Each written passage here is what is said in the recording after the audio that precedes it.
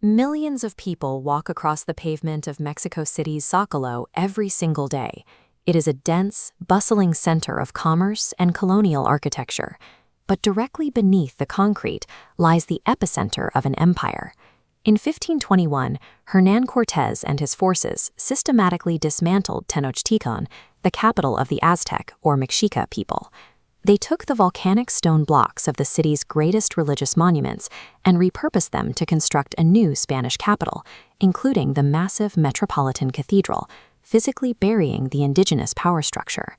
For the Mexica, this central precinct was the axis mundi, the navel of the universe, where the physical world intersected with the divine.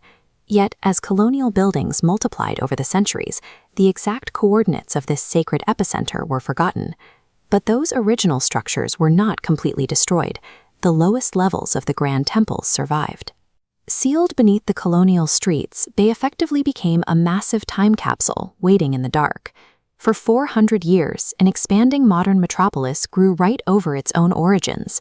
A city of millions went about their daily lives, completely unaware that the stones proving the immense scale of Aztec imperial power were resting just a few feet below their shoes.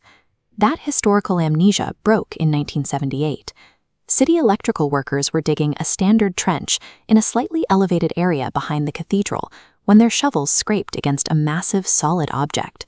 2 meters down, they uncovered an 8.5-ton carved stone disc. They had struck the Coyolxauhqui monolith. This intricate relief depicts the moon goddess Coyolxauhqui, dismembered and decapitated. According to Mexica myth, her brother, the patron god of war Huitzilopochtli, defeated her and cast her down a sacred mountain, breaking her body apart. This single artifact acted as a geographical beacon. Its presence confirmed that the Grand Temple of Tenochtitlan had to be right next to it.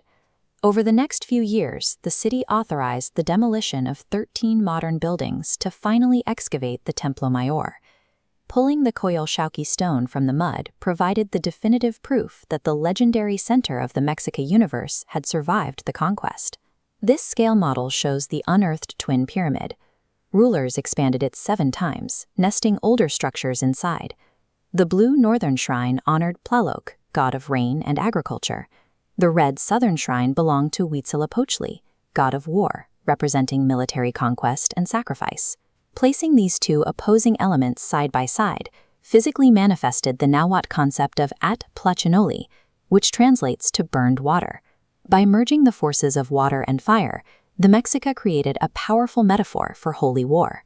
Below the shrines, ritual caches perfectly aligned with this duality were discovered. The Tlaloc side yielded marine shells, coral, and blue effigy vessels like this.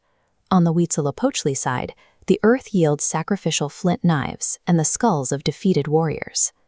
The Templo Mayor was a highly engineered architectural machine. Through carefully organized tribute and blood, it was designed to keep the dual forces of the cosmos in balance. That machine is still revealing its mechanics today. Recent excavations in 2026 uncovered a massive series of deposits dating to the mid-15th century during the reign of ruler Moctezuma Ilhuicamina. By linking 3 newly excavated caches with 3 found in previous decades, researchers identified a massive coordinated ritual. These 6 separate deposits were arranged to form a complete circle entirely surrounding the base of the Great Temple. Inside these caches, they found thousands of marine artifacts and greenstone figures. They also found objects that were already ancient when the Mexica buried them, like this jadeite Olmec mask, carved over a millennium before Tenochtitlan existed. The Mexica were actively collecting historical antiquities. Burying them in a massive, mathematically precise ring around the temple demonstrates a sophisticated level of logistical planning and a deep reverence for the deep past. Preserving that history now requires immense scientific effort. Since the late 1970s, archaeologists have recovered more than 7,000 artifacts from the site. Massive stone carvings, like this 12-ton Tlaloc monolith depicting the earth goddess, require years of controlled humidity treatment to stabilize. Working inch by inch, conservators are rescuing the original ochre and red pigments from the porous volcanic rock. They are quite literally bringing the true colors of the Mexica worldview back to the surface. Today, the quiet weight of these exposed ruins sits in stark contrast to the modern traffic of Mexico City's historic center. The two eras coexist. By carefully unearthing the stones of the Templo Mayor, modern Mexico is actively reclaiming the complexity, the ingenuity, and the heartbeat of the civilization that still forms its foundation.